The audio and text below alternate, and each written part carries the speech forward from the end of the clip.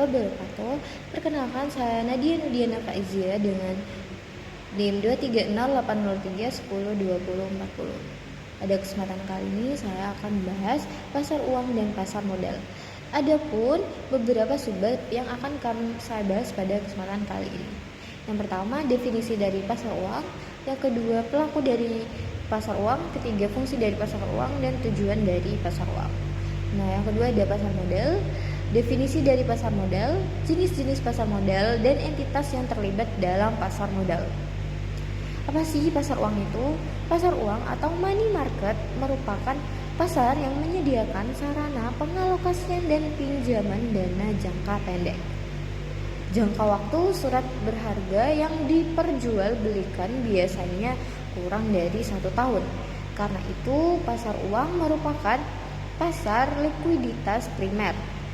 Selanjutnya adalah pelaku utama dalam pasar uang. Yang pertama ada lembaga-lembaga keuangan, misalnya bank, dana pensiun, dan perusahaan asuransi. Yang kedua ada perusahaan besar, misalnya perusahaan yang sudah go public menerbitkan commercial paper. Nah, yang ketiga ada lembaga-lembaga pemerintah, misalnya Bank Indonesia menerbitkan sertifikat Bank Indonesia atau SBI. Nah, yang keempat ada individu-individu, misalnya rumah tangga membeli sertifikat Bank Indonesia. Nah, yang selanjutnya ada fungsi pasar uang sebagai perantara dalam perdagangan surat berharga berjangka pendek. Yang kedua, sebagai penghimpun dana berupa surat-surat berharga jangka pendek. Nah, yang ketiga, sebagai sumber pembiayaan bagi perusahaan untuk melakukan investasi. Dan yang keempat, sebagai perantara bagi investor luar negeri dalam menyalurkan kredit jangka pendek kepada perusahaan di Indonesia.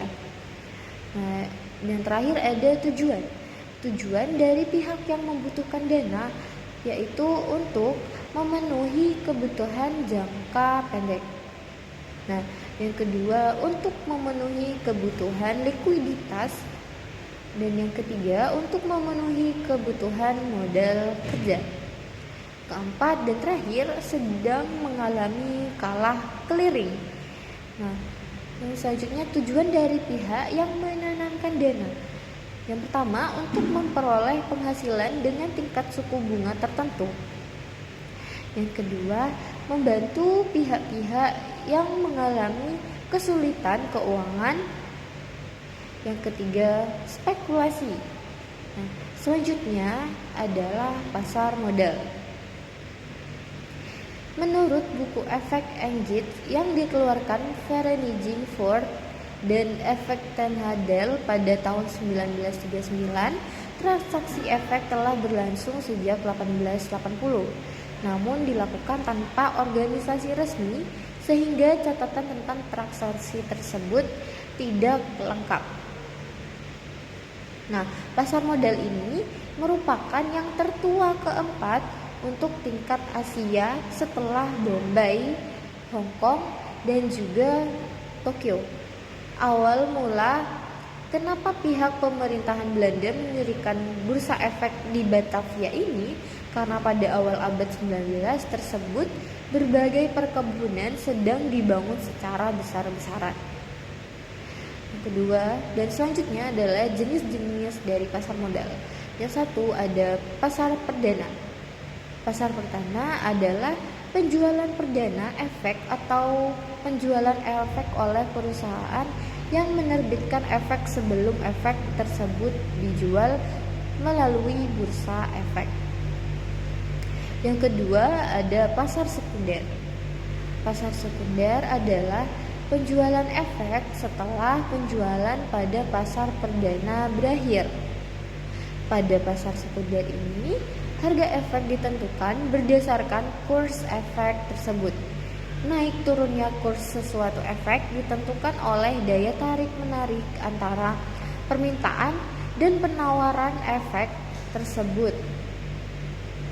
Nah, Selanjutnya ada dan entitas yang terlibat dalam pasar modal. Yang pertama, emiten adalah perusahaan yang menjual pemilikan yang kepada masyarakat. Dia melakukan go public. Nah, investor adalah badan atau perorangan yang membeli pemilikan suatu perusahaan go public.